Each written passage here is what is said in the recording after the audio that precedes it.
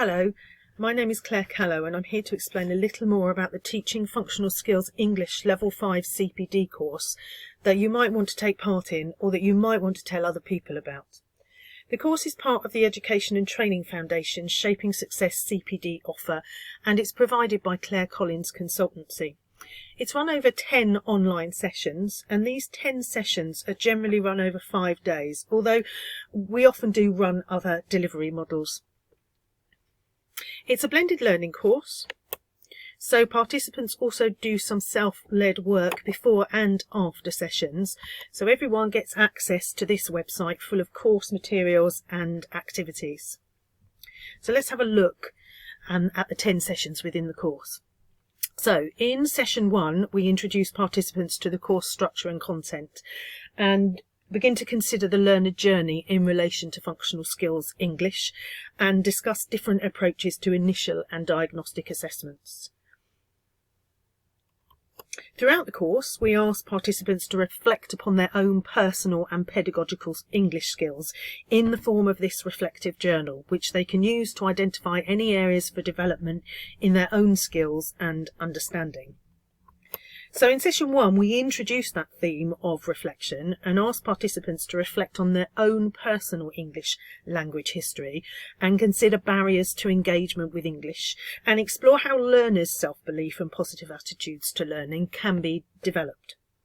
In session 2, we focus on the functional English subject content and the way it's changed over the qualifications history.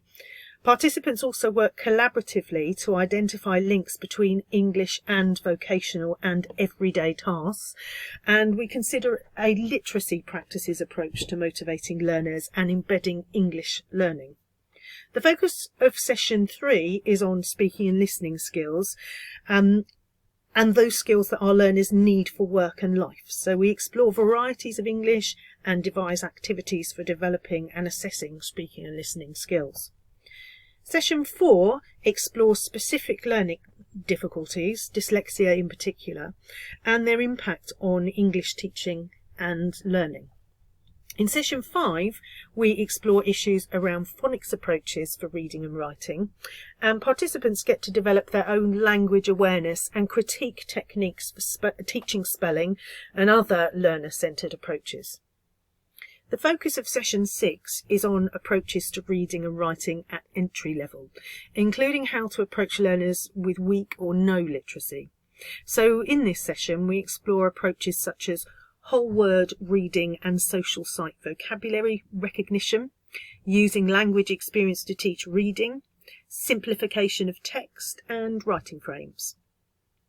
In session 7, we build on the approaches to text explored so far and model some active reading approaches so that participants can consider how they might want to apply them in their own teaching and develop the critical reading skills of their learners. Session 8 focuses on the writing process and the links between reading and writing skills. We explore approaches to planning and developing writing, to teaching spelling, punctuation and grammar in a holistic way, and then we consider the use of feedback to engage learners and move their learning forward. And at the end of this session, participants are set a task to work collaboratively on designing some lesson activities, which they then present in session 10. In session 9 then, we think about the approaches we use to prepare learners for summative assessments in functional skills. And then, finally, in session 10, participants give a presentation based on the lesson activities they've planned together, and we then finish up the course by reviewing participants' development throughout. So participants on the course can be certificated for attending the 10 sessions, but it's also worth noting that they can also opt to take an additional accreditation, which leads to a qualification at level 5 in teaching functional skills English. And many previous course participants have successfully completed that accreditation. So I hope that's whet your appetite for this course and that you'll want to join us on it soon. If you have any further questions, don't forget to ask your ETF Regional Specialist Lead.